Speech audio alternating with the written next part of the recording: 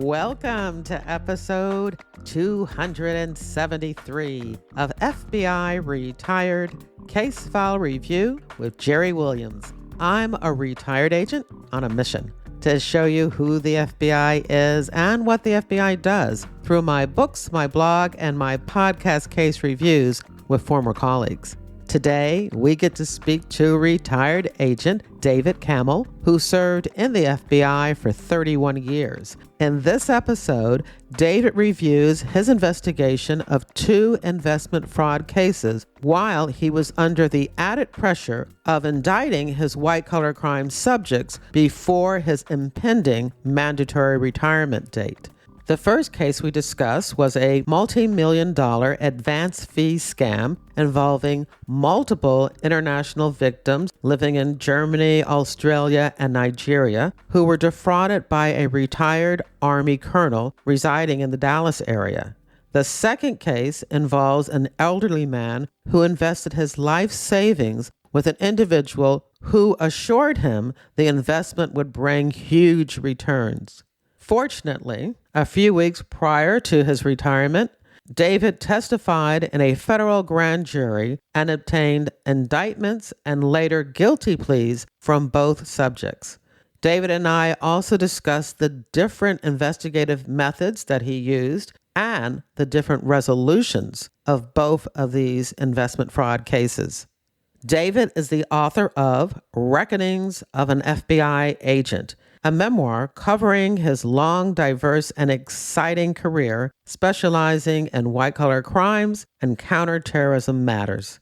Now, before we get to the interview, I want to let reader team members know that my November email is out, or at least it should be out by the time you're listening to this episode.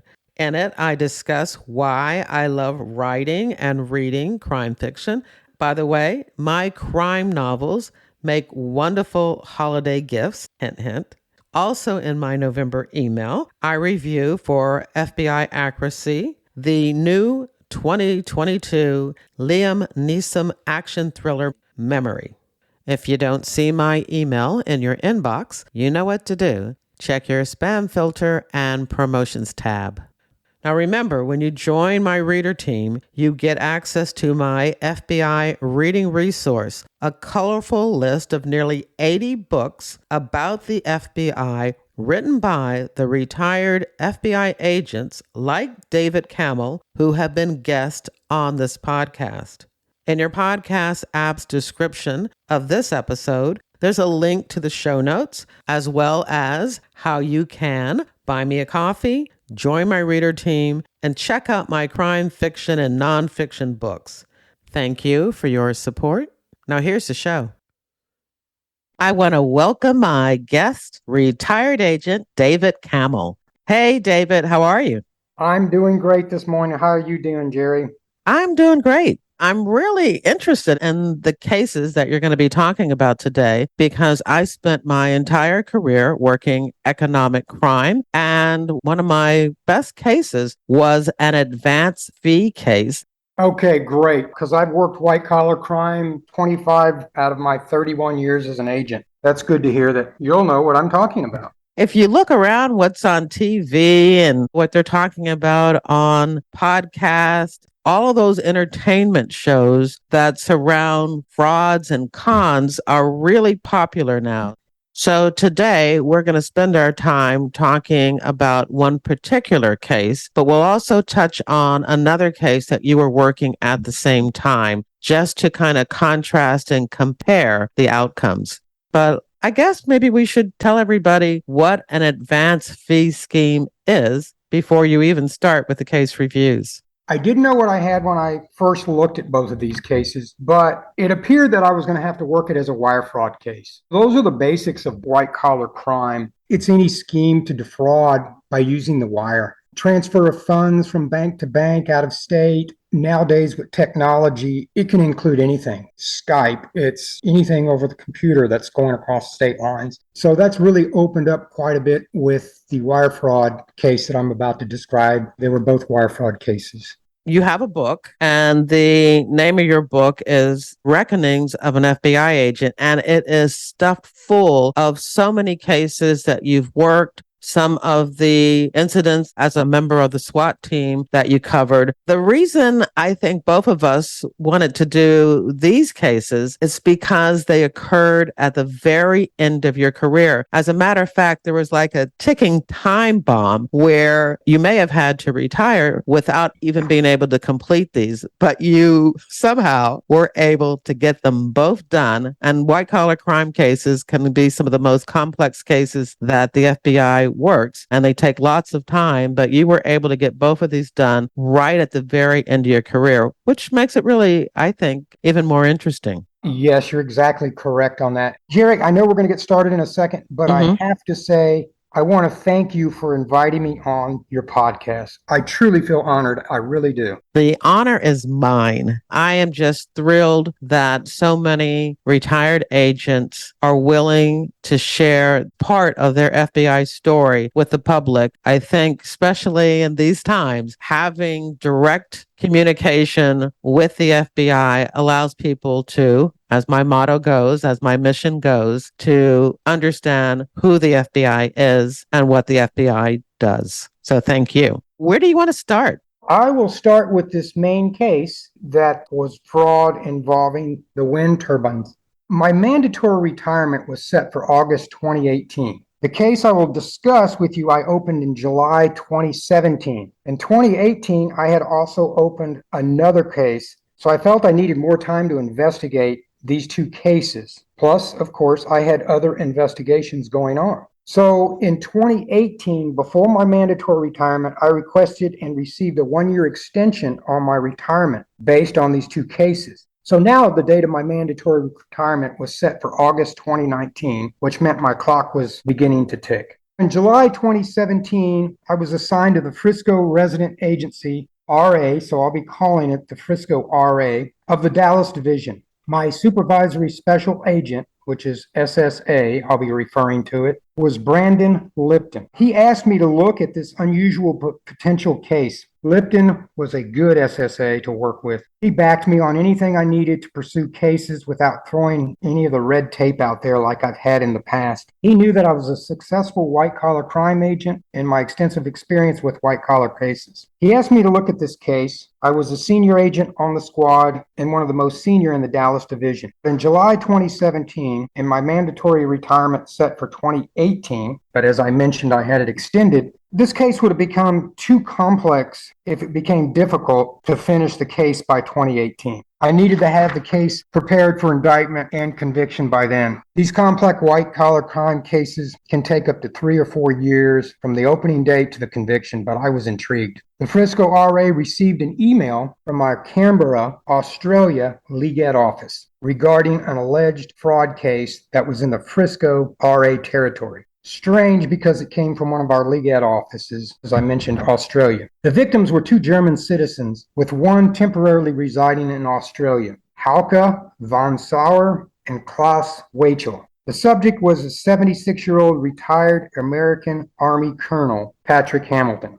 Hamilton was residing in the Frisco territory, which is in the Eastern District of Texas. The 2 Germans were allegedly defrauded out of $2 million by Hamilton in a wind turbine investment scheme. This occurred in Germany. They provided very general information to the Legat, but later after I interviewed the victims, I learned that they had lost over $15 million in this scam. Both were very experienced businessmen working in the wind turbine industry. The problem for me was the fact that I could not make contact with either one of these German citizens due to the fact that they were foreign nationals residing outside the United States. And I needed approval from FBI headquarters, the German government, our Legat office that would be involved in Germany. So one was residing in Germany and one was Australia. The process can be time-consuming, which it was. The basic information that I received from the Legat office, which they received from these 2 German citizens, in September 2014, the 2 Germans in Hamilton entered into a partnership with a company called Win Energy. The 3 of them created this partnership. It was a German company. It was to build and operate large wind turbines in Germany. The Germans needed over $1.5 billion to fund this operation. Hamilton owned several companies. The parent company was Worldwide Project. But they were required to provide him with $2 million in seed money, which would be held in an escrow account, in return with a 20% interest no later than 90 days. This escrow account is important. It's going to come up in my evidence. Plus, they would receive the initial funding to get the $1 billion project off the ground. Hamilton produced a contract for the $2 million seed money, and one of the Germans signed the contract in September 2014. The Germans wire transferred $2 million from their German bank account to Hamilton's American bank account, which was in the Frisco territory. The Germans were in constant contact with Hamilton. But after the 90-day period came and expired, Hamilton always had excuses why the $2 million plus the interest had not been returned. And in March 2015, the Germans in Hamilton went ahead and signed a $1 billion funding agreement with Hamilton / Worldwide Projects, which was the name of Hamilton's company. So Hamilton and basically Worldwide Projects would fund this adventure. Around the time the funding loan agreement was signed, Hamilton told the Germans that the $2 million in seed money was invested with a third party named Larry Kramer, who resided in McKinney, Texas, which is a suburb outside of Dallas, and also resided in Hong Kong. The Germans were shocked and upset that the escrow money was not held as agreed, but instead invested with a third party. Now, this information I'm going to go over in detail. I'm just still kind of giving you a background. With this very basic information I received from the Leaguette office, I knew I needed to interview the victims, but I knew I needed approval. Since I was unable to interview the victims, I had only two leads I could pursue. Attempt to interview Kramer at a McKinney, Texas address, which Hamilton had provided to the Germans, and two, attempt to interview Hamilton. I grabbed a senior agent, S.A. Jasper, who was also an experienced white-collar crime agent on the squad. I also knew him from several years together on the Dallas FBI SWAT team. I respected him as a white-collar crime case agent, also as a SWAT team member.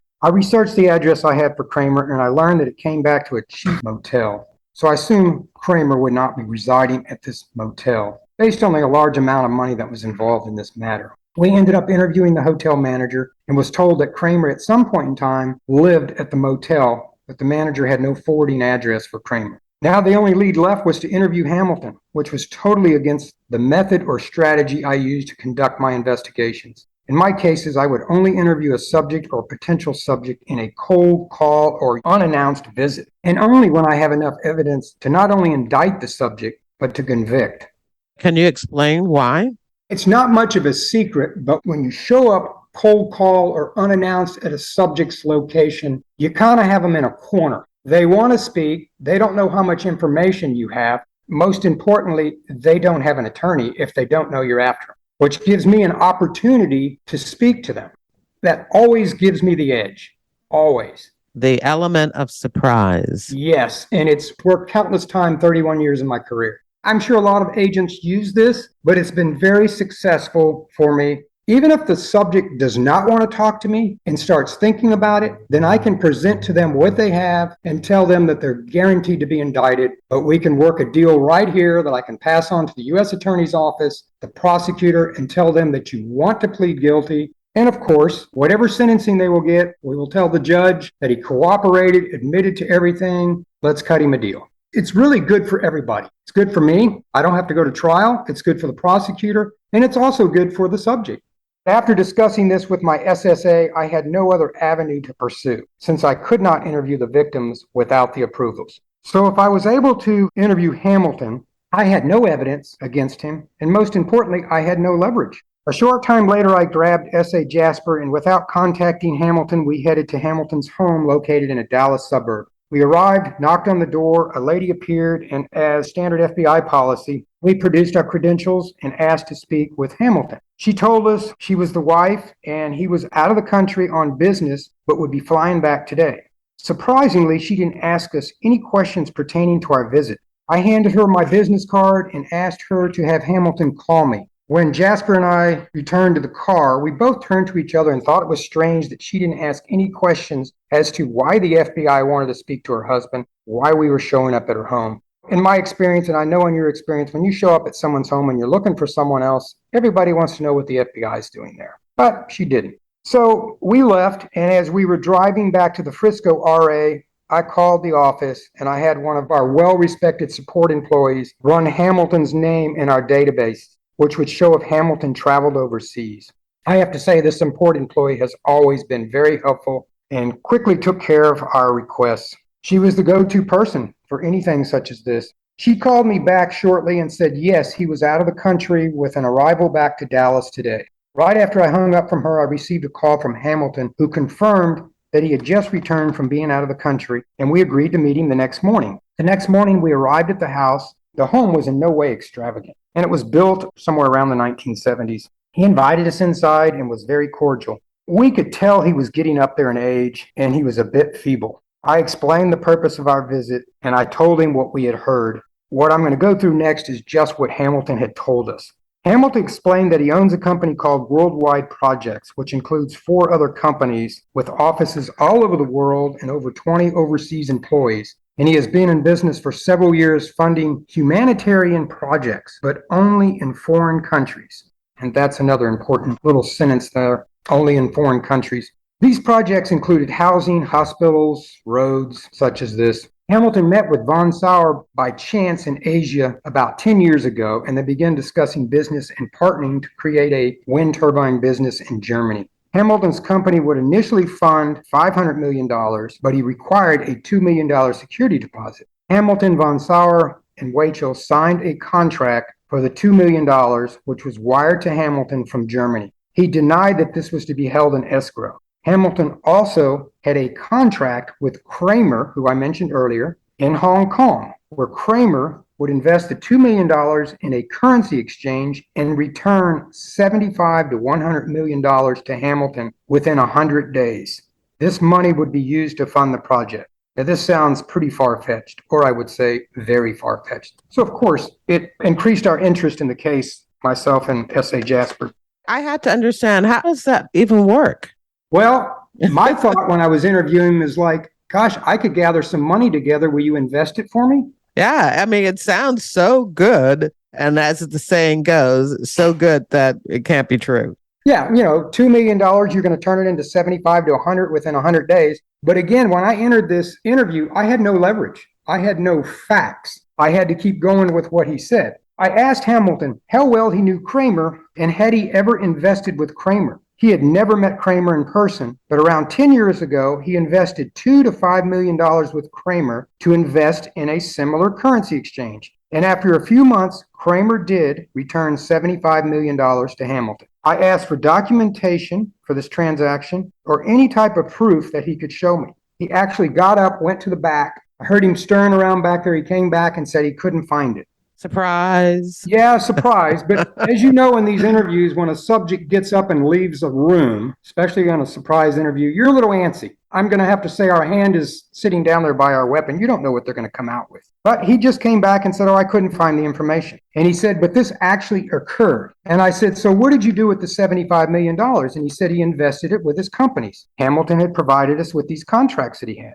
So again, I had no leverage. I couldn't say, no, you're wrong. I'm just taking notes. Hamilton told us that he was in daily contact with Kramer through a third party named Bobby Fletcher, located in New Hampshire. Since I had no leverage, we ended the interview, but both myself and S.A. Jasper knew there was a case here, and I would be opening a full investigation based on this interview. I contacted my favorite AUSA in the Eastern District, Tim Garrett, and explained the case, and he agreed to prosecute if the evidence was there. At the time, I was investigating other white-collar complex cases, and one I wanted to indict and convict before I retired. In another case, I was waiting on Swiss bank records pertaining to my subject. And if you know, it is very difficult to obtain Swiss bank records. The process is time-consuming and involving both governments. I began subpoenaing Hamilton and Kramer's bank accounts involved in these transactions. At the time, I didn't know the case was going to turn into a monster and lead me to travel to Frankfurt, Germany, New Hampshire, Miami, Washington, D.C., and L.A., chasing mostly shadows.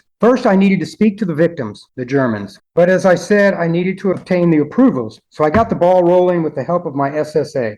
We made contact with FBI headquarters, Liget Canberra and Liget Berlin, and the sub-office Frankfurt in Germany to approve and arrange an interview in Frankfurt. Also, the funding for travel and overseas operation, which included the FBI tracking me. All this needed to get done. It's just basically a bunch of red tape, but I understood I needed to cross my T's and dot my I's. I learned that von Sauer spoke good English, but not Wachel. A side note, during this time period, I opened another case, whereas the victim was located in London. This case involved the Swiss bank records that I mentioned. So I also needed approval from FBI headquarters and our League London office and the UK government to interview the victim in London. I was getting approvals to travel to both London and Frankfurt, which made sense. So I was basically killing two birds with one stone. We were able to make this happen. And since FBI headquarters was interested in these cases, they funded the travel and also funded a second agent, which I didn't expect, nor that I thought was necessary. But SSA Lipton suggested I take another agent. And of course, I asked S.A. Jasper if he wanted to travel to London and Frankfurt to assist me in these interviews. S.A. Jasper was all in, of course. After weeks of calls and paperwork, we received approvals for travel and contact with the Germans and also the victim in London on the other case. I made contact for the first time with von Sauer and set up a meeting in an undisclosed U.S.-controlled location in Frankfurt with von Sauer and Wachel, and of course, S.A. Jasper was with me. S.A. Jasper and I flew to London first, conducted our interview for the other case, and then the next day we traveled to Frankfurt and met von Sauer and Wachel for a long one-day interview.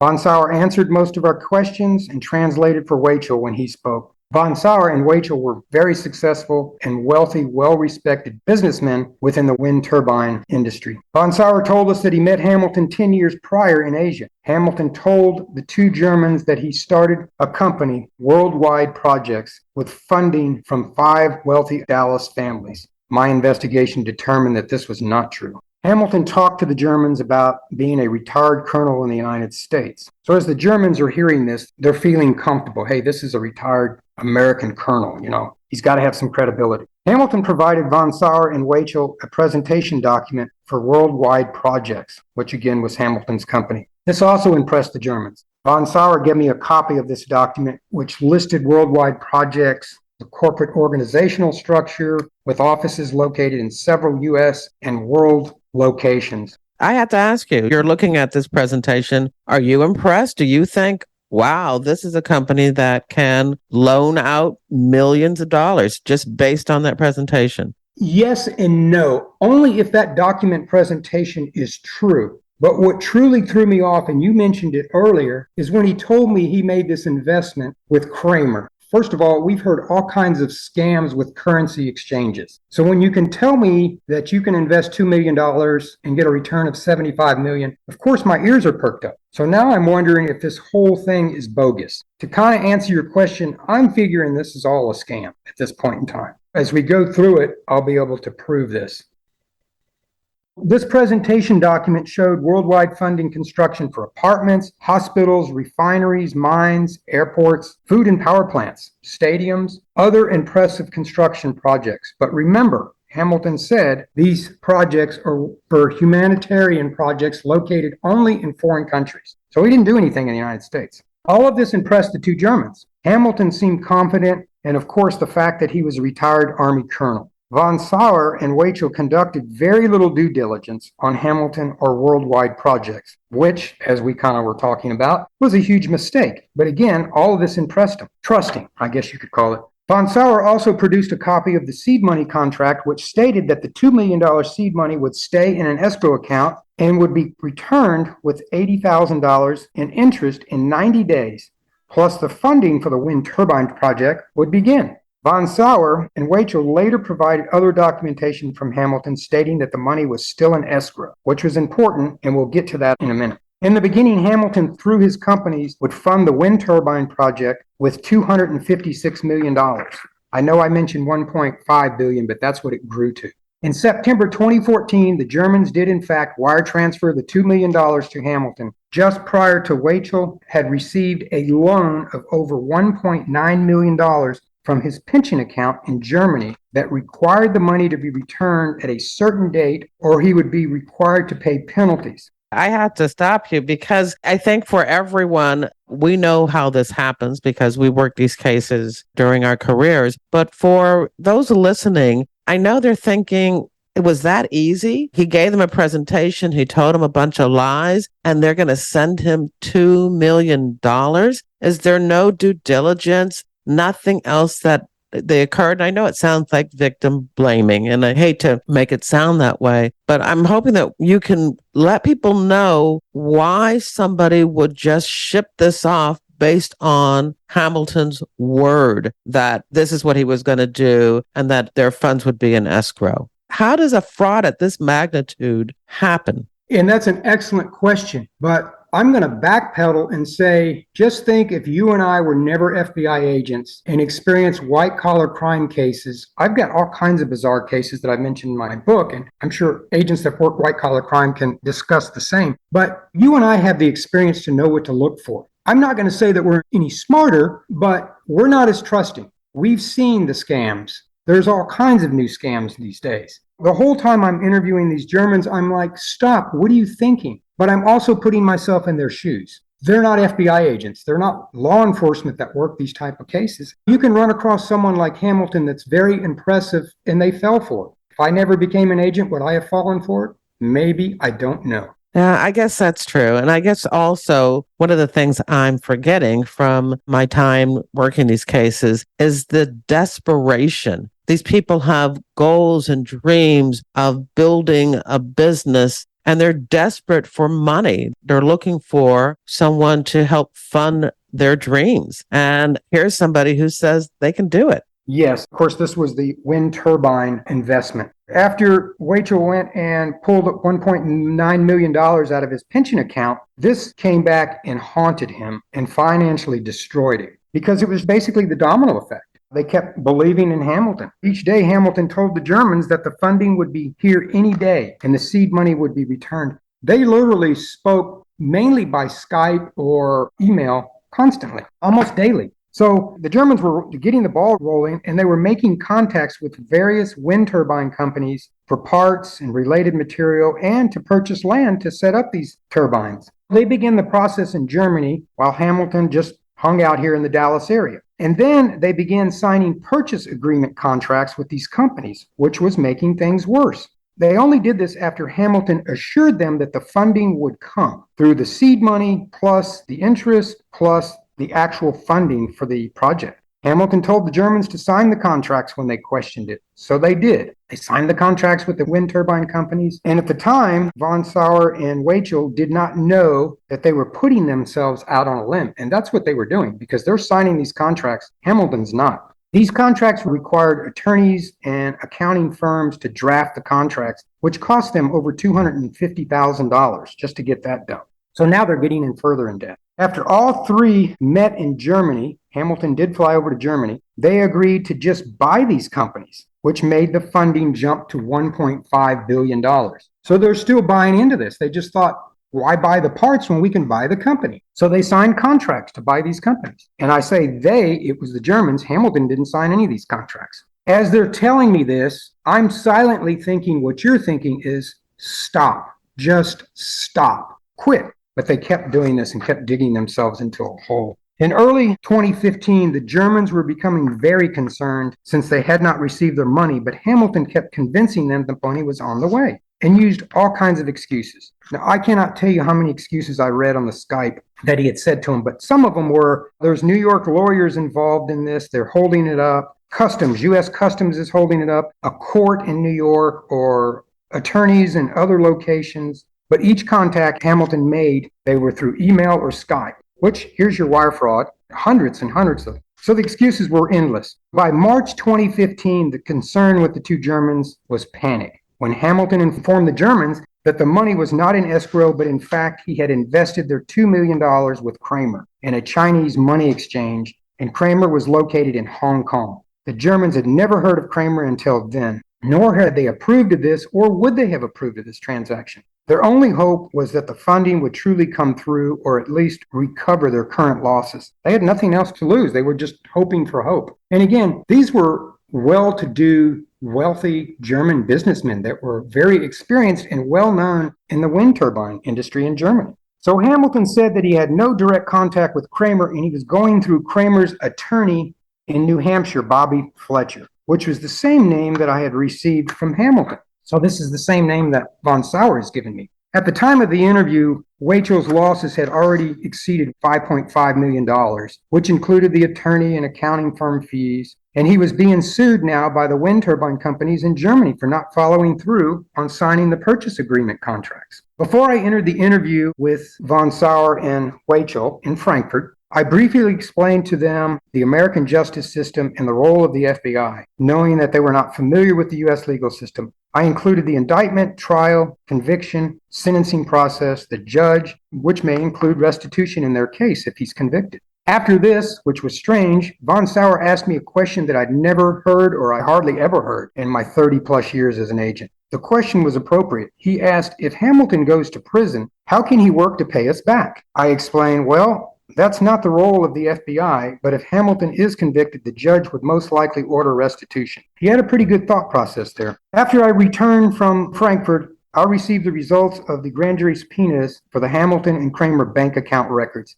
I learned that when the Germans wired the $2 million to Hamilton in September 2014, Hamilton immediately wire transferred these funds to Kramer, and Kramer immediately wire transferred $1 million to various entities in China and $1 million to a Michael Morgan located in the LA area. I conducted an FBI database search for Morgan and was taken back to learn that our Portland, Oregon FBI office had received a conviction in a case against Morgan in a very similar scam with Kramer in 1999. He was sent to prison. In this case, Morgan was working with Kramer, as I mentioned, and at this point, I knew the Germans' investment was long gone, but I didn't want to give them the details until later. Now I began tracking Fletcher down in New Hampshire, and I thought I had a good address for him. Let me ask you a question. It's my understanding what you're telling us is that Hamilton scammed the Germans and Kramer scammed Hamilton. Yes, and that comes up with Hamilton's attorney, the U.S. attorney. He brought that up in our meeting. Oh, this is fascinating. Yeah. Prior to traveling to New Hampshire, I contacted our Hong Kong FBI Legat office, spoke to an agent about my case, and I was trying to locate Kramer, who was residing in Hong Kong. The agent incorrectly assured me that if I had an address for him, he could go out and interview Kramer. Unless I missed something, because I know something about Legat offices. I knew that a Legat office cannot just send an agent or allow an agent to go out and conduct an interview such as this. I kept this information in my pocket. It comes up later. In January 2018, I contacted the local FBI office, which covered New Hampshire, and with a lead, I arranged for a local agent to assist me with the interview, or at least attempted interview, of Fletcher. The agent picked me up at the airport. We traveled to the address I had for Fletcher. My plan, which is normally my plan, is to sit on the subject's house and put it on surveillance before we approached. We set up about 200 yards away and observed a car in the driveway, but the way it was angled, I couldn't get a license plate number. But after 45 minutes, a woman came out of the house walking a dog, and she walked right past us and later turned around and walked back towards the house. I had the agent pull up to the home as she began walking up the driveway, and he followed my lead. When I jumped out of the car, we pulled our credentials out, informed the lady that we were FBI and we were here to speak to Fletcher. She told us that Fletcher was her father, and she motioned for us to follow her. I'm not sure if she meant follow her inside. We began following her to the house, and she did not tell us to wait, so I followed her inside and then up these stairs, and she turned around and looked at us and then continued on. And when we got to the top of the stairs, she said, "Dad, these people are here to speak to you." We identified ourselves, and yes, of course, he was shocked, but he asked us to sit down. Fletcher acknowledged that he worked with Hamilton and Kramer and that he had some sort of contract with Hamilton where if Fletcher was able to land any investment money with investors, he would receive a commission. He said, but he never was able to do this. So now what's going on here? It seems like a tangled web of a lot of people involved, and there's going to be more as I go through. Fletcher said he helped coordinate a $2 million investment between Hamilton and Kramer, but he didn't know the source of the money. In a bit of a bluff, I asked Fletcher how much he made in this transaction, and at first he denied receiving any money. I told him, look, I can go through your bank records, and I explained the federal violation for lying to an FBI agent. He then admitted that Kramer gave him $300,000, but it was just a loan and had nothing to do with the $2 million.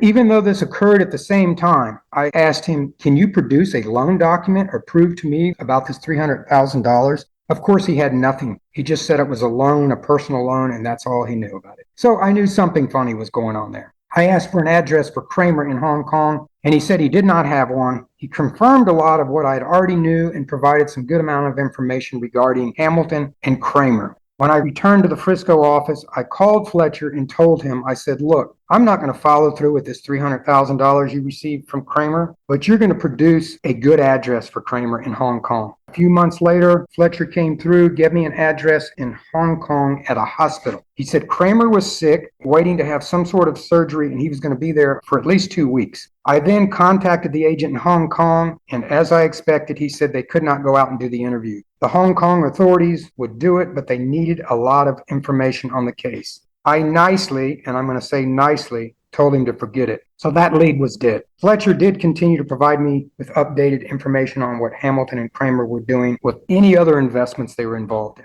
A short time later in 2018, I received a call from an agent in the Los Angeles FBI office, and he asked me, do you have an open case on Hamilton? Because I just had a walk-in complaint with a man from Nigeria. And just to explain what a walk-in complaint is, agents are assigned duties such as weekly duty or complaint duty for a day or a week. If somebody comes into the FBI office and wants to talk to an agent, give them information, or say they were a victim or whatever, that agent on duty that day is the person that will speak to the individual. That was this LA agent for the day. A man walked in from Nigeria. His name was Eniola Choji. Choji told this LA agent that Hamilton had defrauded him out of $1.6 million in 2012. After the agent interviewed Choji, the LA agent conducted a search in the FBI database and found my open case. That's how I learned about it. Just a funny note here. How many times have you heard of Nigerians scamming Americans?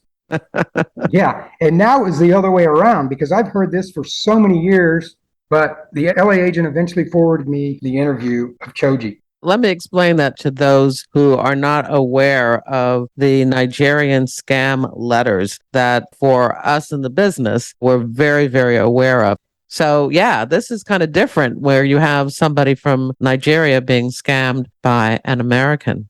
I contacted Choji and interviewed him on the phone, which was rare conducting an interview of this nature by the phone. But I did it anyway, and Choji was currently residing in LA but lives in Nigeria. He was a Nigerian tribal chief, which is a well-respected position in Nigeria. Choji was also a wealthy businessman in Nigeria and was working with a small group of Nigerians to raise $150 million to build a shopping center in Nigeria. Choji met Hamilton through a third party and spoke to Hamilton only by phone. Hamilton told Choji that through his companies, he could fund the money, $150 million, but Hamilton required a $1.6 million in seed money to be held in an escrow account at an escrow business located in LA. Does this sound familiar?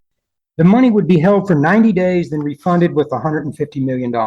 Hamilton told Choji that he belonged to a large church and they lent money for humanitarian projects such as this. The church had over $2 billion to lend. Hamilton sent Choji his presentation document, which is the one I mentioned earlier and the one that the Germans had been provided by Hamilton. Choji again trusted Hamilton, one, because of the church, two, that Hamilton was a retired Army colonel, of course, sending that presentation document that looked good. Same kind of deal here. Now my case was growing with more rabbit holes for me to go down. Even though I knew the church story was just a story, I interviewed the pastor of the church and he said the church does not lend out money. In no way do they have $2 billion. And again, you and I know this, but there's people out there that just are believers.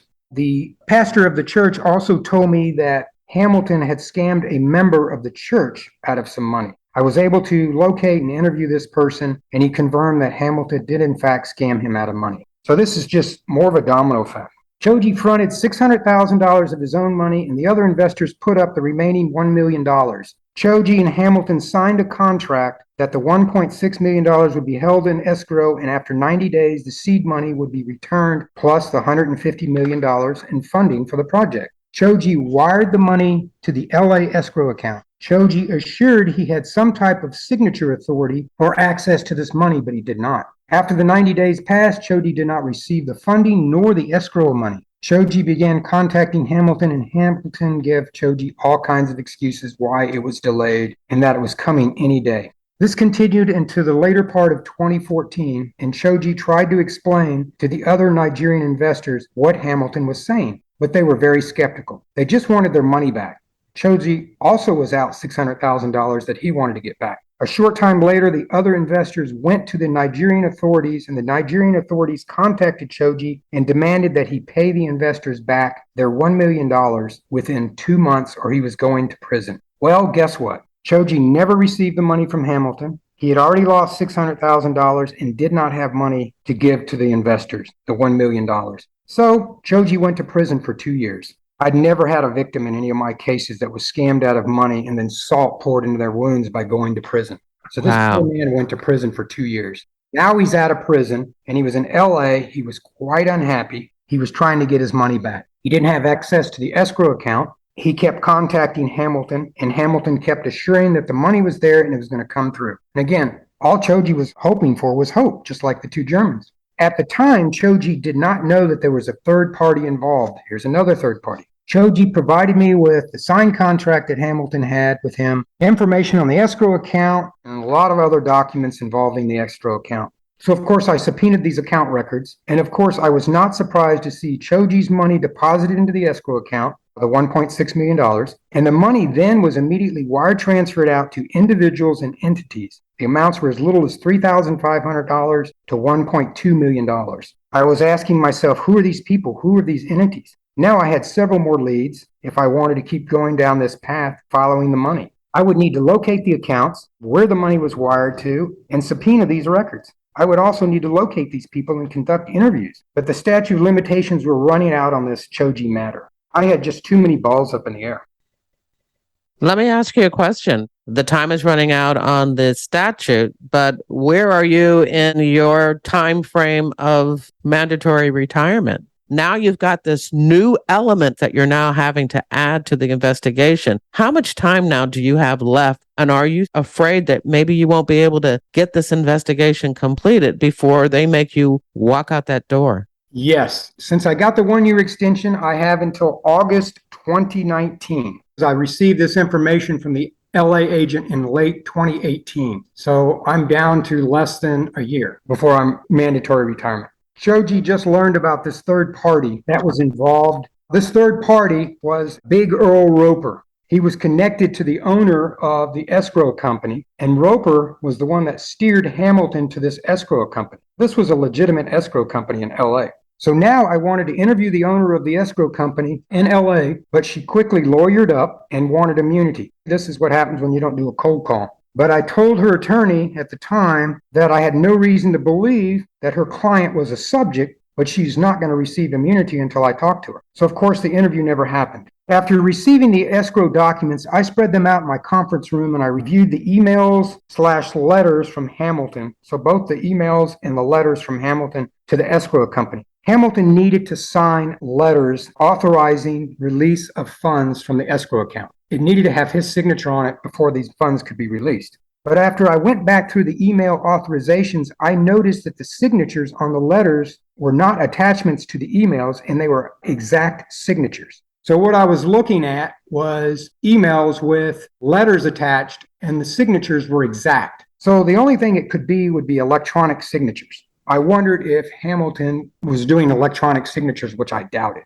I first thought of Roper because he was the one that steered Hamilton to this escrow account. Of course, Hamilton telling Choji that the money was still there. But I needed to do a cold call interview of Roper. I had an address in Philadelphia and one in Miami on Roper, but the Miami address looked more promising. By April 2019, I had been going back and forth with the wind turbine scam and the Nigerian shopping center scam. So I'm at 2019. Now I've got to go to August 2019 before I have to retire. And we have grand jury in the Eastern District once a month. So it's not like there's a grand jury every week, and it's in Sherman, Texas. Here's another one that popped up. I did receive a call from a DOJ attorney in Washington. He learned that I had been working an investigation on Hamilton. He told me that he had an attorney in town from Bulgaria. Hamilton had scammed this Bulgarian out of millions of dollars in Bulgaria. This was a Boyko Golikov. Golikov was his last name, and he spoke very little English, and he had a Washington, D.C. attorney who spoke Bulgarian. The DOJ attorney asked me if I would come to Washington to interview Golikov.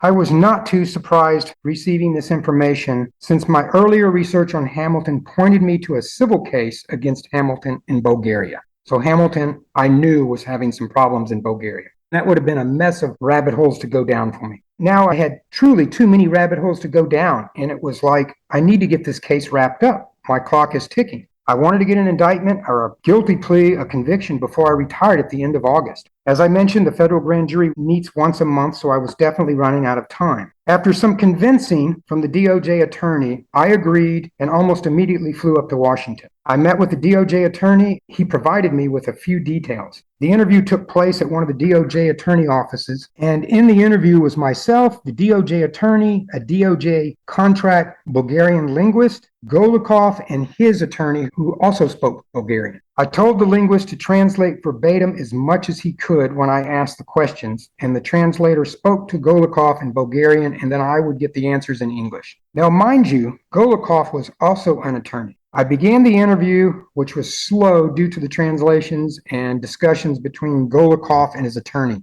I could tell in the beginning Golikov was very angry and pissed off at Hamilton. Golikov discussed his investment partnership with Hamilton in Bulgaria. After about an hour in the interview, Golikov mentioned that he was Hamilton's attorney in this partnership. When I heard that, I could not believe what I was hearing, so I asked the DOJ translator to tell Golikov to repeat what he just said. After he repeated that he was Hamilton's attorney in this partnership, I said, we need to stop the interview. And I told the DOJ attorney and Golikov's attorney we should discuss this and step outside the meeting. We stepped out, spoke in the break room, and I asked the DOJ attorney if he knew Golikov was Hamilton's attorney in this partnership. He said, this was the first time I've heard of this. I said, look, I believe we have attorney-client privilege here, and I was uncomfortable continuing the interview. The DOJ attorney agreed, but not Golikov's attorney. She added that it was not a problem in Bulgaria and we could get around this. I told her, look, we're here in the United States and this is an FBI case and we have to abide by the U.S. laws, not Bulgaria. She said, look, if we can figure this out, it would be difficult for Golikov to return to the United States. I said, I'm sorry, this is all I can do. So we went back in the meeting and announced that we were discontinuing the interview, and she spoke to Golikov in Bulgarian, and really I'm glad I didn't understand what he was saying because his voice was raised and he was going on and on. Not very happy. No, not at all. I apologized as much as I could and was gathering my documents and departed the interview. This was not a very beneficial interview, of course, a waste of time, but it was worth it. But maybe I avoided an enormous problem. So the next day I flew back to Dallas. When I returned to the Frisco RA, I had a chance to really study the documents I had on the wind turbine case, and I had 3 contracts to look at. The contract between the Germans and Hamilton regarding the $2 million escrow money, the one between the Germans and Hamilton regarding the funding, and then the one between Hamilton and Kramer for the $2 million currency exchange investment. I noticed that Hamilton and Kramer signed their contract 3 weeks prior to Hamilton signing the escrow money contract with the Germans, which meant Hamilton already knew that he would be wiring the Germans $2 million to Kramer, which would not be held in escrow as stated in the escrow account. This showed intent. Just to explain that again, Hamilton had a contract with Kramer 3 weeks prior to the contract with the Germans. So Hamilton knew that he was going to be getting money from the Germans and he was going to be immediately sending it to Kramer because he already had that contract in place. So the money was never going to enter escrow. This was good intent, showing what Hamilton had planned to do with the money. I also located an email from Hamilton to the Germans dated June 2015 that stated the $2 million was still held in escrow, even though the contract and the money to Kramer was in September 2014. So this was more evidence. It was 9 months after the Germans had wire transferred the money, and he had told the Germans their money was still sitting in escrow as of June 2015. At this point, I realized the money was truly gone. I contacted Von Sauer in Australia. I told Von Sauer that I had bad news for him and Rachel. Based on the records I reviewed, their money was long gone, and I had other investigations and allegations where Hamilton may have defrauded other people. I further explained that Hamilton immediately wire transferred their money to Kramer in Hong Kong right after they had wired it to Hamilton, and the money never sat in an escrow account. After I told Von Sauer this, I heard silence on the other end. I knew he was having a difficult time accepting this because all they had was hope. After what seemed like a long period of silence, Von Sauer's wife was on the phone with me. Von Sauer just could not speak anymore. I explained this to his wife, and we spoke for a while, and she was very nice. She handed the phone back to him, to Von Sauer. We spoke a little longer. He actually thanked me for the job I was doing, which in a way made me feel worse for him and Rachel. I explained the legal system to him, that the judge would most likely order Hamilton to pay restitution. I knew that Hamilton had never made a dime while he owned Worldwide Projects, but I knew he had a monthly U.S. Army pension check and Social Security check coming into his home. He also had his home and cars were paid for, so I knew he had assets. Later, I reviewed line by line Hamilton's presentation document, which is what helped push the Germans over to doing business with Hamilton. This was the same document that the Germans gave me, Hamilton gave me, and Choji gave me. The corporate structure had two names listed. Hamilton was listed as the president, and the vice president had been deceased for several years. The 13 worldwide project locations in the U.S. and the 19 overseas locations were all phony, and none of the contract projects existed. The entire document was phony. My case against Hamilton was growing stronger. The time had come to re-interview Hamilton now that I had strong evidence and leverage, which is the position I always want to put myself in before a subject interview. I want to be prepared to not only indict the subject at that given time, but to get a conviction if I needed to go to trial at that exact time. Of course, I grabbed S.A. Jasper again, briefed him on what I had in the case. I wanted to give Hamilton a chance to agree to plead guilty and come clean to avoid the indictment process and ultimately a trial. I brought the documents and evidence with me. In July 2018, almost a year after I first interviewed Hamilton, we arrived unannounced at his home, and again, he was cordial. Hamilton appeared more feeble, and his body was continually shaking during the interview. We inquired and learned that he had some medical condition, which I can't recall, that caused him this constant shaking. And I knew he was getting up there in age. The first issue I wanted to begin with was with what he had told us in our first interview about investing $2 million with Kramer and receiving a return of $75 million within a few months. I asked him this question again. His answer was the same, that it was correct, and he received a return of $75 million. I could not believe he was sticking to this story. It felt insulting. I kept giving him an opportunity to correct himself, but he continued. Finally, I told him, I said, do you realize it's a federal crime to lie to an FBI agent? And I asked him, are you aware of Title 18 USC Code 1001? Hamilton looked down and said, yes, I'm familiar with this violation. I'm a retired Army colonel. He immediately admitted that he never previously invested with Kramer, and he made this story up when he spoke to us the first time. Again, we didn't have leverage. We couldn't call him on it. But he couldn't explain why he lied to us. So now I already had him on a federal violation of lying to an FBI agent. I moved on and handed him a copy of the presentation document he had given to the Germans in Choji. I told him that I knew the VIP of Worldwide Projects had already passed. It was already deceased prior to Hamilton listing him on this corporate structure. Hamilton did not disagree. I went through each of the 19 foreign companies Hamilton had listed as companies under Worldwide Projects control. The construction projects listed in this presentation documents were in Ethiopia, Nigeria, China, Jamaica, Bulgaria, Egypt, and many other foreign countries. First, Hamilton stated that these were companies representing Worldwide Projects with its employees. When I told him that these companies did not exist, nor that there was any worldwide construction companies nor employees based on my research, he changed his tune. He said he knew I had thoroughly investigated this and admitted that they never constructed any business. This was the same for the 13 U.S. locations. I went through several of the individuals that he had listed with these 13 locations, and I asked Hamilton to explain how they represent and work for Worldwide Projects. He had listed a lumber company in Portland, Oregon. He said that the person was a relative that owned a lumber broker business, which could be used in the construction of Hamilton's funded projects. Remember, Hamilton only funded humanitarian projects overseas. Here, this company's in Portland, Oregon. I asked him about the environmental office he listed in San Francisco. Hamilton said the office was closed, and I asked, what about the office listed as a commodity in West Texas? He said, oh, that office was a beef business, but the owner was deceased. Was the food going to be used for construction workers in a foreign company? Of course, I'm thinking to myself.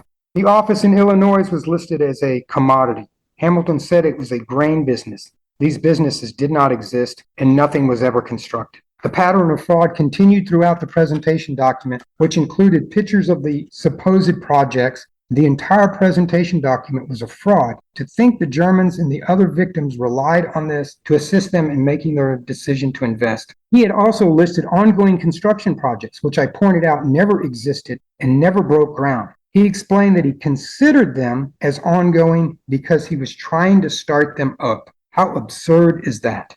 I moved on to the contract Hamilton had with the Germans. At first, he stuck with the Germans, knew that the money was invested with Kramer in Hong Kong in the very beginning. I then showed Hamilton the email he had sent to the Germans dated June 2015, stating that the funds were still secured in escrow. This was 9 months after the fact. I told him that they did not know about Kramer until around March 2015, and they were very willing to testify against him in this entire matter. You've already warned him about lying to an FBI agent. He understood that, started to tell you the truth, but now it sounds like he's still dealing in lies and embellishments. Yes, and it's like he wasn't believing that these things happened.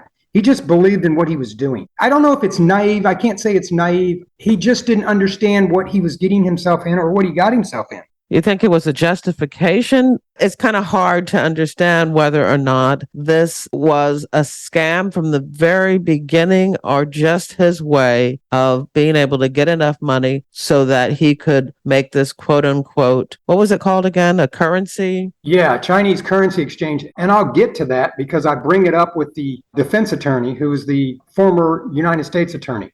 So at this point, he's trying to tell you that, yeah, he may have done all of this, but he was going to make a lot of money and be able to do everything that he was telling the Germans and everybody else that he was going to do because he was going to make all this money. Yes, I truly thought in his mind he was going to be able to get this money. But I've met so many people in my career that invested money and they knew it was gone, but they truly thought they were somehow going to get it. Somehow it was going to come about. Hamilton was not forthcoming that to the Germans to say, hey, look, I'll take your $2 million and I'm going to give it to a man in Hong Kong that I've never met, and he's going to turn it into $100 million in 3 months. At that point, I know the Germans, which they said, they would have stepped in and said, are you crazy? There is no way you're going to risk our $2 million. But when he signed a contract that said it was going to sit in escrow, and the contract, it's as good as what it is on paper, they all signed it. They believed it. And of course, his background, they believed it. And he thought, well, they'll never know the difference. I'll send the $2 million to Hong Kong and I'll get $100 million and we'll get a chunk of money out of this. I guess what I just realized what this all sounds like, and it just sounds like a gambler. Somebody who's in Las Vegas or your local casino who really believes that they're going to take the last bit, their mortgage money, and they're going to go to the tables and they're going to make enough to not only pay their mortgage, but to buy a mansion and to fund a business and to live happily ever after. It's kind of the same mindset. You're hitting the nail on the head with that, because I will mention that at the end with the U.S. attorney when we had the meeting. But the difference in what you're saying is you and I could go to Vegas and put $1,000 down on the table, but it's our money. This was not Hamilton's money. But Jerry, if you want to give me $10,000 of your own money, yeah, I'll take it to Vegas. No way. Yeah, no way. So that's what he was doing. He was gambling with other people's money, not his. I said that this was 9 months after the Germans had wired the money to the supposed escrow account. I told him that they did not know about Kramer until March 2015, and they were very willing to testify against him and in this entire matter. Hamilton corrected himself and said that, well, maybe he told the Germans about Kramer later. So he's admitting things.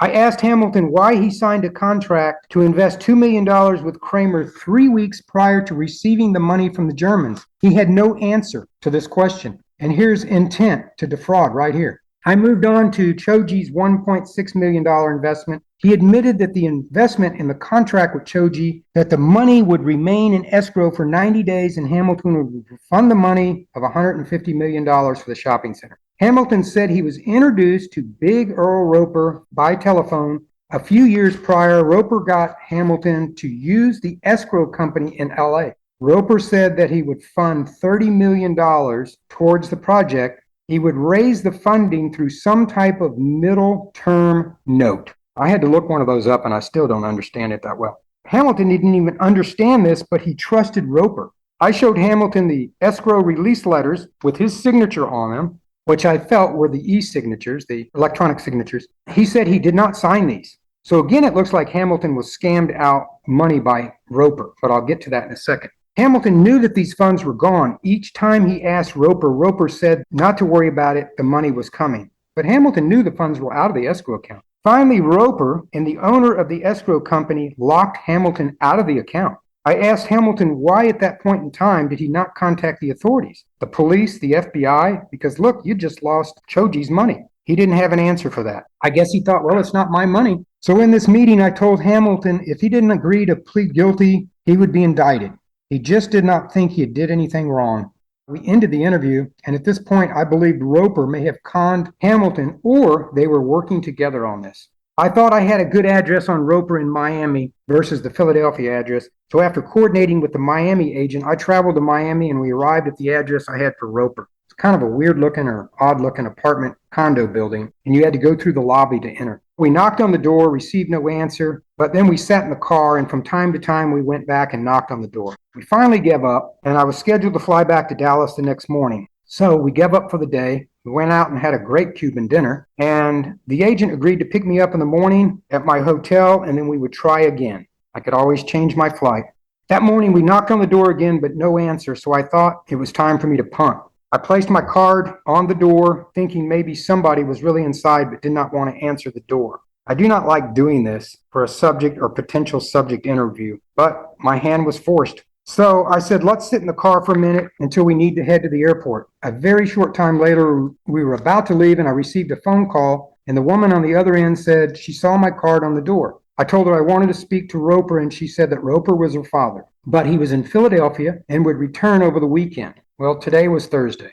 As we were driving away towards the airport, my phone rang again, and it was Roper. Like usual, I beat around the bush on why I wanted to speak to him. He said, okay, let's meet Monday morning. I agreed. I called my SSA, my supervisor, from the parking lot and said, hey, look, the potential subject said he'll meet me Monday morning. He said, why don't you stay the weekend in Miami? And I thought, well, it would be nice to spend the weekend in Miami, being single, fun place to hang out. But I traveled a lot for work and I travel a lot for vacation. So I said, no, I'll just fly back home and I'll fly back on Sunday and meet him Monday morning. He agreed. But when I arrived back to the Frisco RA, guess what? I received a call from a Philadelphia attorney stating that he was representing Roper. This is the reason why I like the cold call interview. I gave this attorney very little information. He mentioned immunity, et cetera, et cetera. I told him that I might get back with him. He was a nice man. We had a friendly argument about the better team, the Eagles or the Cowboys, but I ended the call then. This was just another missed opportunity, and I needed to move on and stay focused on the scam involving the Germans.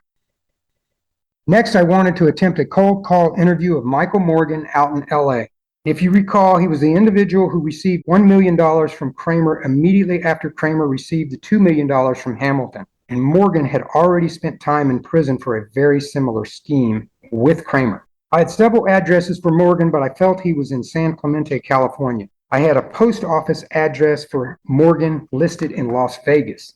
In the fall of 2018, I was going to be in Vegas for a 3-day vacation. I have taken several trips to Vegas, endless numbers of time, so it wasn't a big deal for me to cover a lead while I was out there. I wanted to check this post office box out while I was there. Even though it was on my own dime, I had to get my supervisor's approval, which he thought I was crazy. I also needed a Vegas agent and the Vegas office's approval. I got all the approvals were completed, and the agent picked me up, and we headed over to the post office location. We walked to the counter, ID'd ourselves, told the young man behind the counter I was looking for Morgan, and I had an address for him at this post office box. He pulled the file, said Morgan has all of his mail forwarded to an address in San Clemente, which was one of the addresses I had for him. He said he'd only seen Morgan once, which was about 3 years ago when he initially opened the mailbox. But he says the mailbox was due to be renewed in 3 weeks. I asked for copies of what was in the file, which he gave me, and I handed him my card and asked him to call me if he hears from Morgan. A few weeks later, surprisingly, I received a call at the Frisco office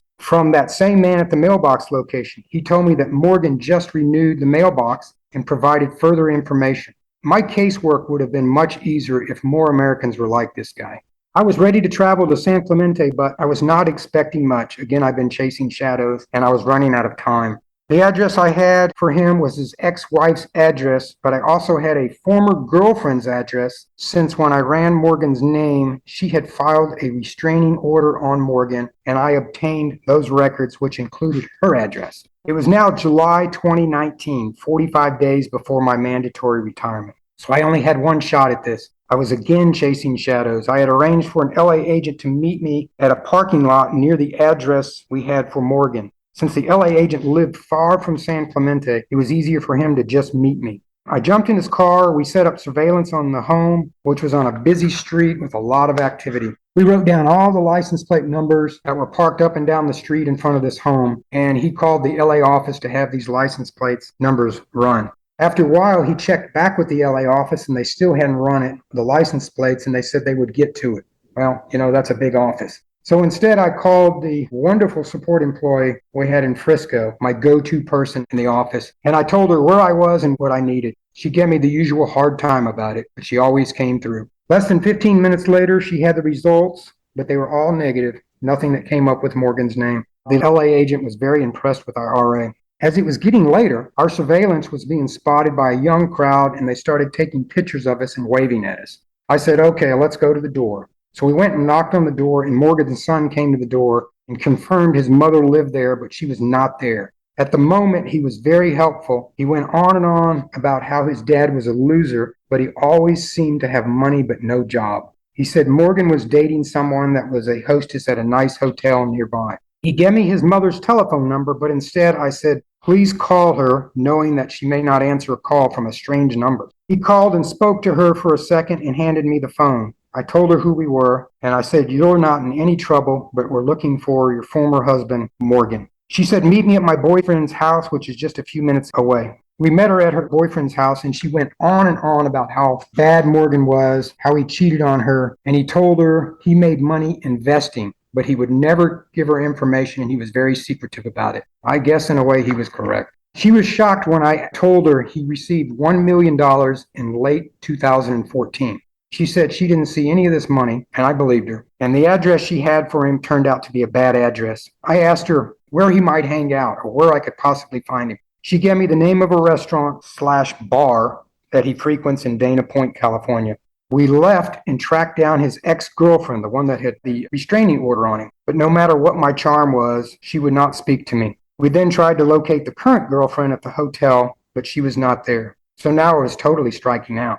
It was getting late, and I knew the case agent had a long drive home, and he also had a busy caseload. I said I was going to go to that restaurant bar to see if I could locate him, and then I would be flying back to Dallas in the morning. He offered to go with me or to call me if I located him. I said, no, just head on home. Don't worry about it. All is good. I knew if I actually did see Morgan at this bar, it would not be smart to me to attempt an interview of him, since I would not have another agent as a witness. I guess I was more curious. That night, I found the restaurant bar, and I spoke to the bartender. I showed him pictures of Morgan, and he said, yes, Morgan's here all the time, but he has no set schedule. I left the bartender my card and asked him to call me if he sees him. Well, the next day, I did return to Frisco, knowing that I was out of time. I received a call while I was having a party at my house that weekend, and it was Morgan who said he would meet me Monday morning. I planned to fly out that Sunday, but when I tried to confirm with Morgan, he disappeared. Didn't return calls, nothing. So that lead was over, and I had no more time left.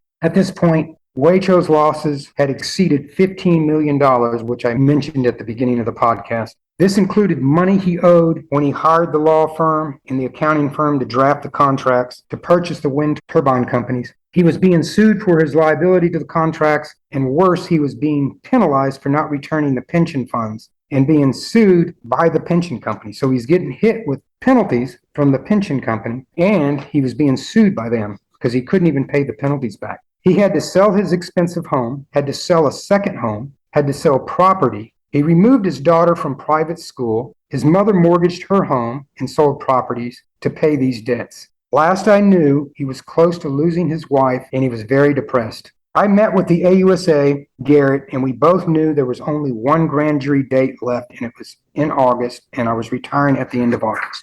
By now, Hamilton had hired an attorney who just happened to be a former United States attorney, not a former assistant United States attorney, which you run across from time to time. Some leave the federal prosecutor's office and are now defense attorneys. So I knew what I was up against. We agreed to have a meeting at the United States Attorney's office. It was myself, AUSA Garrett, the former United States attorney, and a young attorney that came with him. In an attempt to convince them to get Hamilton to plead guilty, we gave them a summary of the case I had against Hamilton, including the false statement he made to us in the first interview. I knew their goal was to feel us out and see how strong our case was against Hamilton. I didn't mind sharing this information, knowing that at discovery they would get this information anyway. The former U.S. attorney said that Kramer stole the money and we should go after him instead. I think maybe the former United States attorney was testing me. I shot off and said, Hamilton received this money and attempted to make money off of it with Kramer. Hamilton stole this money from the Germans. It doesn't matter if Kramer stole the money from Hamilton. I said, would you say the same thing if Hamilton went to Vegas with the money and lost it at a casino gambling? You mentioned that earlier, but that's exactly what I'd mentioned to the U.S. attorney. It was not his money to invest or lose. It should have remained in the escrow like the contract stated. And I said, evidence will show this. The young attorney made some useless arguments, and I almost felt sorry for him. And then, as expected, they brought up Hamilton's medical issues to see if he could even stand trial. Hamilton was now in his late 70s, and they wanted to have him evaluated first. This is a normal stall tactic, as if the government is going to go away. I jumped in before the Assistant United States Attorney Garrett, and I said, fine, if you want to do this, but it's going to occur after he's indicted. Then you guys can enter a motion and let the judge decide, but he will still be indicted first. I said, there's no reason to delay this indictment. Plus, we would also want to have a separate medical evaluation of Hamilton, and all this would require Hamilton to release his medical records. Well, the meeting ended. I had a strong feeling that we would drop the false statement violation and they would convince Hamilton to plead guilty because they knew we had a very strong case. But I also knew in Hamilton's condition and his age, he would probably not serve prison time. I met with the AUSA. It did not take much, but he agreed with me to present this case to the grand jury. And on the last date possible before my retirement. Not only that, I would also present a separate case I had been working on for indictment to the grand jury, which was the subject that I conducted a cold call interview in Florida. And after a while, he laid it all out and admitted to everything, but he kept delaying getting an attorney. So I ended up indicting him, which I said was the other reason why I requested and received a 1-year extension to retire. Hamilton, he defrauded someone of more than $2 million. And because of his age and his health, he didn't receive any type of time. But this other case, that person defrauded someone of $500,000 and ended up with 10 years in prison. Yes, that is correct. Now, this man that he defrauded was a senior citizen, so that kicked in. Plus, this subject of the case didn't have a former U.S. attorney defending him. And you're right, Hamilton was in bad shape medically when I saw him. So I understood why he wasn't going to prison.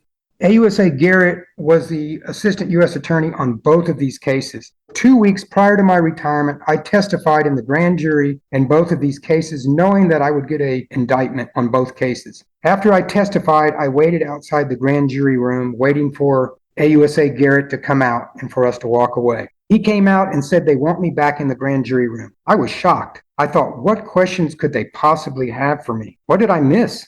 When I walked in, AUSA Garrett said to the grand jury, hey, this is off the record. I want y'all to know that Special Agent Kamel is retiring in 2 weeks due to his mandatory retirement.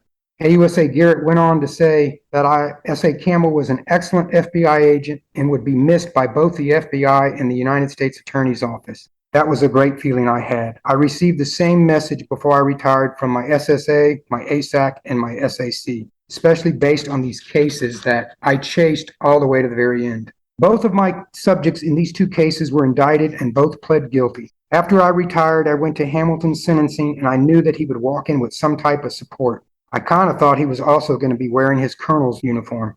He did have a walking cane and he was helped through the courtroom.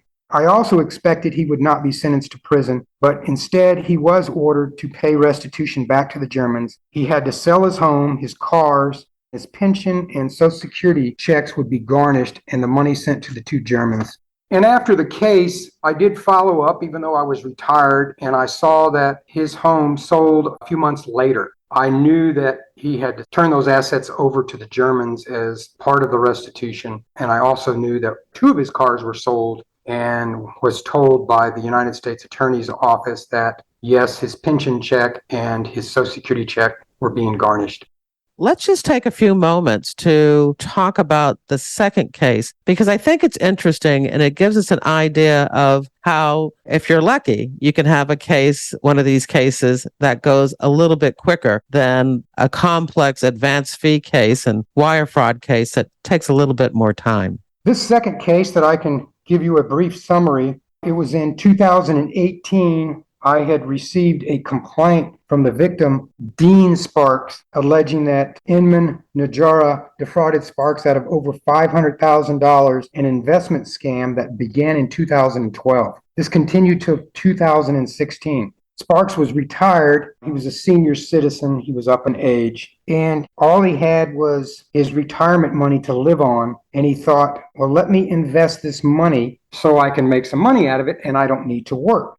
Sparks wanted to invest approximately $500,000, and his good friend that he worked with suggested that he contact his son-in-law, this Najara. His son-in-law could invest the money for him, and since Sparks did not know anybody else as far as investments, any of the major broker companies out there, he contacted Najara, and Najara said, sure, I can invest this money with you, and we can make you a lot of money. Even though Najara didn't have a license, a broker's license, Sparks felt comfortable with investing this money with Najara. Each month, Najara would send him statements that showed his money increasing by a large amount of money. But all these statements were just made up paperwork with fake numbers. And every month he would send that to Sparks. And when Sparks wanted all of his money returned, which would have netted him an extra over $300,000, Najara made all kinds of excuses why he couldn't return that money. And that's when Sparks came to the FBI. When I got this case, I was down to just about a year before I needed to retire. So I wanted to work this as what we call a fast track case, which means you have limited time. So I immediately interviewed Sparks, and he explained that he invested money with Najara. Initially, it was a small amount, but then when Najara sent him the statement after the initial investment, that money increased rapidly on his statement. So he thought, I'm going to invest the rest with Najara, and he sent all of the money, which totaled over $500,000. That money sat in the account, and each month he would receive a statement by email from Najara. In that statement, it showed that his money increased. After a while, Sparks wanted to get his money out of the account, but Najara gave him reasons why the money needed to stay. And finally, he told him that somebody within the company had stolen the money, but he would try to get it back. The fact was that Najara had stolen the entire $500,000. I'd subpoenaed Najara's bank records, and I had the forensic accountant to go through it. And he basically combed through the accounts and found out that Najara was spending that money for any and everything, as small as a coffee at Starbucks or Walmart. And then he was taking trips overseas. He had gone to Cowboys football games with the money.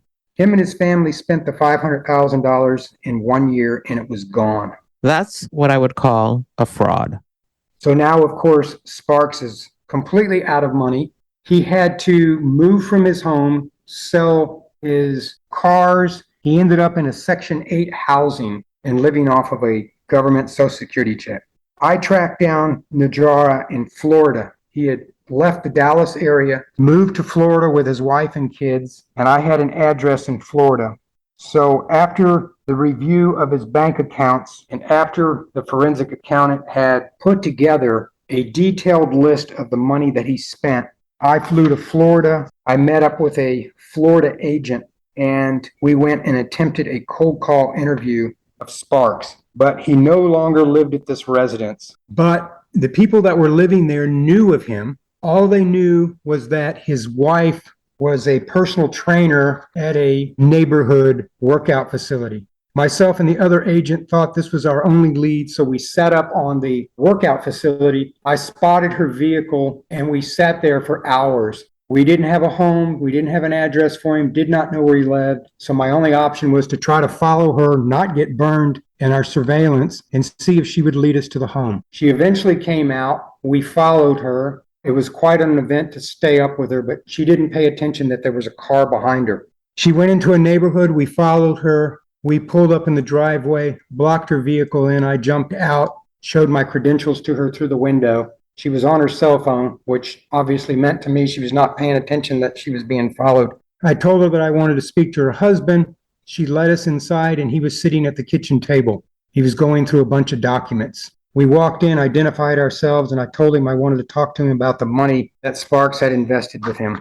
Of course, he denied everything, said that the money was still there, gave all kinds of excuses why he hadn't gotten the money back. And then I dropped the work that our forensic accountant did for us, which had the details of where every amount of money he had spent. I put it on the table and I said, you go through it yourself. Well, he started thumbing through the pages. When he got about halfway through, he stopped and pushed himself back. He says, I don't know what to do here. I said, I have everything on you. I see where you sent money to your father-in-law, your sister. I said, I can go speak to them to see if they were part of this. Well, that scared him. He sat back and said, I don't know if I need an attorney. I said, I can't make that decision for you. That's a decision you have to make. But I can tell you that you will be indicted for this. And I can also tell you that if you agreed to plead guilty, I will make it known with the U.S. Attorney's Office. And hopefully you will get a lesser sentence. He sat back, didn't know what to do. He kept thinking about it.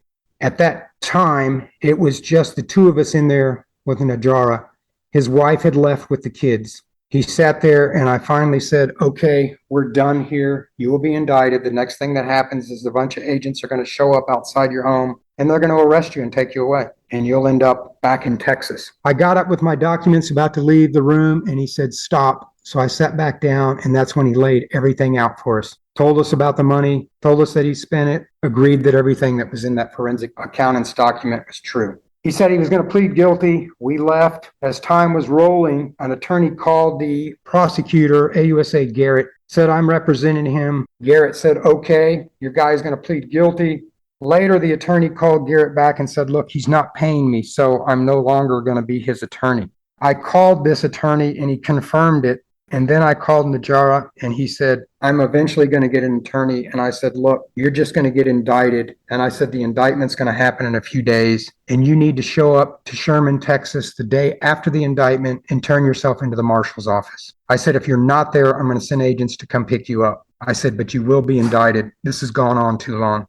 That's what happened. That's when I indicted him. The same time I indicted Hamilton. He did show up in Sherman with the marshals and myself, placed him under arrest. He had his arraignment then, and he ended up pleading guilty. That's to make a long story short. And he was sentenced to 10 years in prison.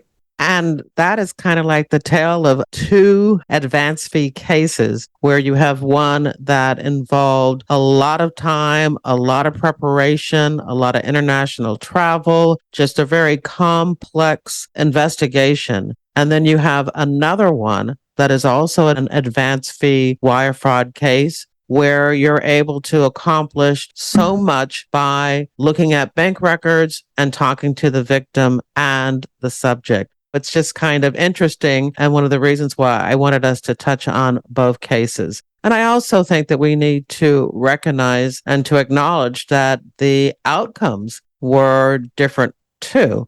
One where the subject stole $2 million and he ended up, because of his health, because of his age, and because he had a really, really good attorney, ended up stealing $2 million, but not serving any prison time. And then you have someone who did not have a good attorney and ended up getting 10 years. What are your thoughts about that? Well, obviously, like you pointed out, there were different circumstances. The victim in the $500,000 case was a senior citizen. I know judges, they will sentence differently when you have a senior citizen that's a victim. And of course, this victim lost everything. I think that was important for the judge to see that. And that's why he got this, I thought, was a pretty large sentence of 10 years. I didn't have a problem with Hamilton going to prison with his condition. Obviously, the judge was swayed and that didn't happen. But as agents, that's kind of out of our hands. And that's correct. And as I had mentioned before with the two German victims, they were more worried about their money than Hamilton going to prison. Sparks wanted Najara to go to prison. So the Germans somewhat got what they wanted, which was the restitution, and they'll be paid by his Social Security and pension checks being garnished every month. I really appreciate you sharing those case reviews with us. It was nice to be able to contrast and compare the two. We're at the point where I ask my standard question, when and why you joined the FBI. In my early teens, I had fantasized becoming an FBI agent. Actually, really never thought it would happen. Everybody growing up wanted to be president of the United States or astronauts or something like that during, the 1970s. But I was glued to watching a TV series called The Untouchables. It ran from 1959 to 1963 with Robert Stack playing the lead character. But it was actually about the Department of Treasury. But that's what got me interested in the FBI. As I was growing up, I later learned that my dad was interested in becoming an FBI agent. And I had heard through him and my mom that he actually applied for it, but he failed the very first test, which was your eye examination. You couldn't have worse than 20/200 uncorrected vision. And my dad failed that, so his applicant process stopped. I had forgot about that until many, many years later. After I retired, I was sitting down with my mom on the couch and I was reading my father's love letters to her, and we were having fun with it. These were in the 1950s, and he mentioned in one of these love letters that he was going to become an FBI agent. I tell you, when I read that, I kind of got the chills from it, knowing that I was able to accomplish my dad's dream. Was he alive when you became an agent? Did he know Yes. about it? What did he say? My mom said, now look, I had only been in 5 states in my entire life when they sent me through Quantico. So nobody had left the family. Nobody had moved out of Dallas. And when I got in and I left for Quantico, my mom said my dad just cried like a puppy. I knew he was very proud of me. He passed away in 2003. So I had been an agent for almost 15 years. So he got to see me develop. Of course, I wish he was still alive to see my book. My mom is still alive, but bad shape with dementia. She can barely remember me, but that's another story. That's basically what I've always wanted to do. I honestly didn't think I would get in. I thought somehow maybe I fell through the cracks. But I had a great career, and I think it was very successful, and I feel very good about it. Yeah, it sounds like the FBI were the lucky ones. So when did you retire, and what are you doing now? I retired the end of August 2019. And honestly, I'm not working. I don't want to work. I've had some great offers, but I just don't want to work. I don't have kids, so I didn't have to put kids through college. I'm in the Dallas area, and I have hobbies. I travel to Europe 2 or 3 times a year. I love going to Europe. I just got back from Europe. I'm going back here in a few months. I have, since my younger days, studied and researched World War II. I'm a huge buff. And I only read the books written by soldiers, American soldiers, German soldiers, British soldiers. And then I'll take the information I get out of these books, and when I travel Europe, I'll actually go to the battlefields. I'm not talking about the main battlefields like Battle of Bulge, Bastogne, all those. I actually go out there and study it and research it, and I really have a good time. Of course, I drag a girlfriend with me, and we go and run around Europe a lot. I also tinker with my cars. I'm working on my 1951 Packard convertible right now. It's in excellent shape, and I'm putting new carpet in it. I actually collect vintage watches from the 40s and 50s. I keep myself busy. It seems like by 5 o'clock, my day is gone. Got a dog, and I do my thing. Go to meet friends out for lunch or breakfast that are retired also, and we'll spend 2 or 3 hours talking. I have to say, I'm so jealous because you're doing retirement right. One day I will stop all of this podcasting and writing and blogging and all of that stuff and just enjoy.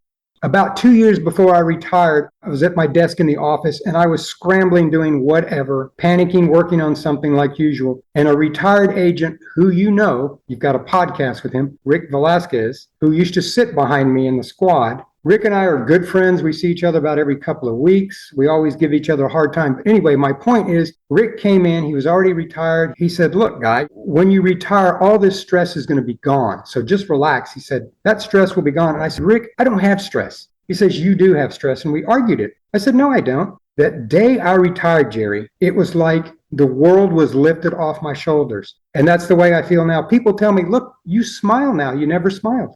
Now, I loved my job, but when you retire, I think you'll feel the stress gone. I hope so. I do love what I'm doing now. Yeah. But yeah, I know that there is still a whole nother level of retirement that I haven't reached yet. One day I will. Well, what you're doing is great, so I don't want you to stop it. I'm really enjoying your podcast. Well, thank you. I like to give my guest the last word. So what would you like to say? I know as much as in my early ages when I wanted to be an FBI agent, I would say really consider a career in the FBI. I know what's going on now in the news. It's not positive for the FBI, but it is a great career and you can make it what you want. Not only was I an agent investigating some complex cases, but I also took on collateral duties that is just an opportunity for you to make the job much more whole. I was on the FBI SWAT team for 18 years. I did undercover work all over the country, and I was also what they call a phase 2 interviewer, which I did that for 23 years, interviewing FBI applicants. So I had those 3 collateral duties going on as I worked my cases. But as I would say, the young audience out there, you ought to consider this job. Yes, you got to carry a gun. It can be dangerous, all that, but it's worth it. And that's the end of the interview. At jerrywilliams.com, you'll find a photo of David Kamel, a slightly longer bio for him, and a link to where you can purchase his book, Reckonings of an FBI Agent. There's also links to other FBI retired case file review episodes about frauds and scams. I hope you enjoyed the interview and that you'll share it with your friends, family, and associates. You can show me just how much you liked it by buying me a coffee. There's a link in your podcast app's description of this episode, or you can visit jerrywilliams.com and tap on the little coffee cup icon in the bottom right-hand corner of my website. Don't forget to follow FBI Retired Case File Review on your favorite podcast app. Now, this podcast is all about true crime, but if you're also interested in crime fiction, once a month via my reader team email, I keep you up to date on the FBI and books, TV, and movies. When you join my reader team, you get access to my FBI reading resource, a colorful list of more than 70 books about the FBI written by FBI agents who have been guests on this podcast. There's nonfiction, crime fiction, true crime, and memoirs. You'll also get my FBI reality checklist, where I debunk 20 cliches about the FBI and receive news about what I'm up to and about my FBI nonfiction and crime fiction books. I want to thank you for listening to the very end. I hope you come back for another episode of FBI Retired Case File Review with Jerry Williams. Thank you.